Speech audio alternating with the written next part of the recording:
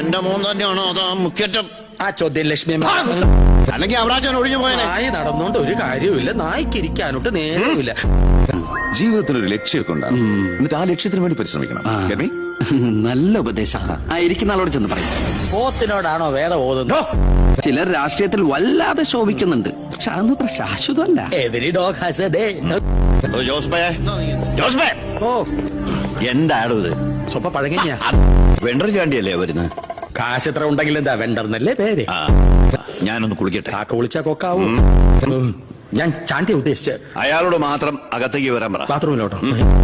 നാട് ഭരിക്കുന്ന മന്ത്രിയൊക്കെ നാട് ഭരിച്ചാലല്ലേ തിരക്കറിയാൻ പറ്റും. അവൻ ചിരിച്ചോണ്ടാ ഇടപഴകുന്നേ, കുഴപ്പമില്ലെന്ന് തോന്നുന്നു. ചിരിച്ചോണ്ട് പൊളിച്ച തെറി പറയാനും എടുക്കനാ. അച്ഛനെന്ത് IAS IPS ഒക്കെ കാണുമ്പോ ഇത്ര ആക്രാന്തം? വിദ്യാഭ്യാസ മന്ത്രി ആയതുകൊണ്ടാണോ വിദ്യാഭ്യാസം കുറവായതുകൊണ്ടാണോ? ദേ, ഒരു IPS കാരനെ പിടിച്ച് ലീവ് എടുപ്പിച്ചിട്ട് ഫൈനാൻസിങ് കമ്പനി തുടങ്ങിയിരിക്കുക. അത് പിന്നെ അഴിമതിയിലൂടെ കിട്ടിയ കള്ളപ്പണം സൂക്ഷിക്കാൻ മറ്റൊരു മാർഗം വേണ്ടേ?